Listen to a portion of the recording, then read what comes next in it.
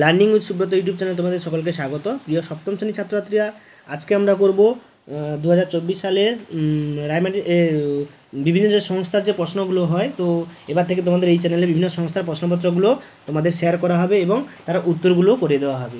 তো পরপর যতগুলো সংস্থার প্রশ্ন আমরা হাতে পাবো, তো সবগুলোই সমাধান করে দেবো। তো দেখো, আজকে আমরা গণিতের দ্বিতীয় পরীক্ষা অর্থাৎ সেকেন্ড সাবমেটিভ ইভ্যালুয়েশনে গণিতের যে 25 নম্বরের পরীক্ষা 50 মিনিট সময় তার প্রশ্নপত্রগুলো এক এক করে আলোচনা করব।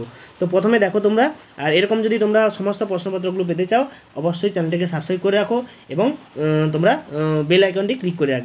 তো প্রথম দেখো, একের দাগের কটা প্রশ্ন দিয়েছে। একের দাগের এখানে 3টে প্রশ্ন দিয়েছে, 3টে প্রশ্ন 3 নম্বরে।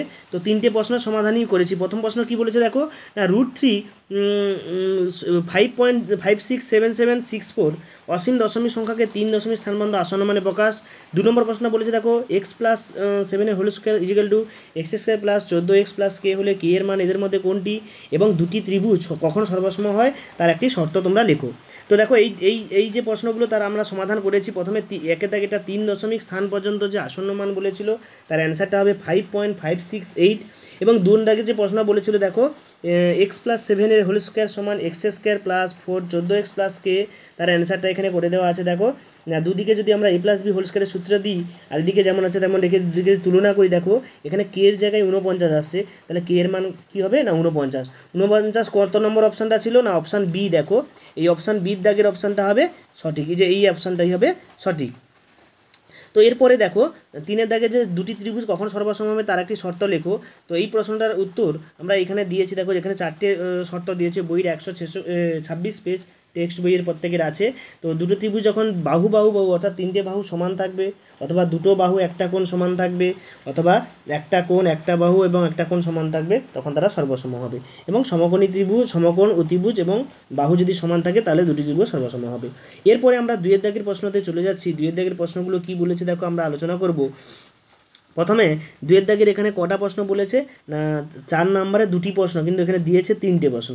প্রথম প্রশ্ন, একটি ট্রেন 48 কিমি বেগে 15 সেকেন্ডে একটি টেলিগ্রাফ পোস্ট অতিক্রম করে 240 মিটার দীর্ঘ একটি সেতু অতিক্রম করতে ট্রেনটি কত সময় লাগবে হিসাব করি।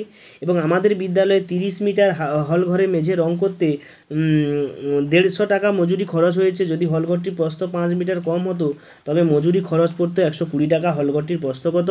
এবং √16 √36 এর চেয়ে √25 √81 কত বেশি হিসাব করে লিখি।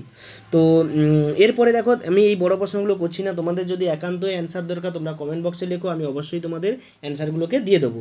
তো এরপরে 3 দাগে দেখো, 3 দাগের এখানে দুটি প্রশ্ন করতে বলেছে, 3টে দিয়েছে। এখানে বীজগণিত থেকে দিয়েছে 4p² plus 28pqr plus 49r² পূর্ণবর্গ আকারে প্রকাশ করি, তারপরে pqr এর মান বসিয়ে মানটা কত বেরোয় লিখি। এবং সূত্রের সাহায্যে a+b+c whole square minus a - b+c এর হোল স্কোয়ারকে প্রমাণ করতে হবে। এবং একটা 3 দাগে 3টা দিয়ে বলছে x+y = 5 xy = 1 হলে 8xy into x² plus y² এর মান কত হবে নির্ণয় করি। এবং 4 দাগে দেখো, যে কোনো একটা প্রশ্ন বলেছে, 4 নম্বরে ত্রিভুজ আঁকতে বলেছে, যে এবিসি একটি ত্রিভুজ আঁকো যার বিসি 5.5 সেমি, কোণ এবিসি সমান 60 ডিগ্রি এবং কোণ এসিবি 30 ডিগ্রি। 2 দাগে পিকিউআর একটি সমকোণী ত্রিভুজ আঁকো যার কোণ পিকিউআর 90 ডিগ্রি, পিকিউ 6 সেমি ও কিউআর হচ্ছে 4 সেমি। 5 দাগে দেখো, 5 দাগে এখানে দুটো প্রশ্ন বলেছে, একটা করতে বলেছে, এগুলো পাইচিত্র দিয়ে স্তম্ভচিত্র দিয়েছে। তো তোমরা এখানে দেখতে পাচ্ছ একটা গ্রামের সাল দিয়েছে, এবং এত থেকে দুটি গ্রামের স্বাক্ষরের সংখ্যা নিচে স্তম্ভ অনুযায়ী দিয়েছে, এবং এখানে নিচেও আর একটা দিয়েছে, তাপমাত্রা দিয়ে একটা স্তম্ভচিত্র দিয়েছে।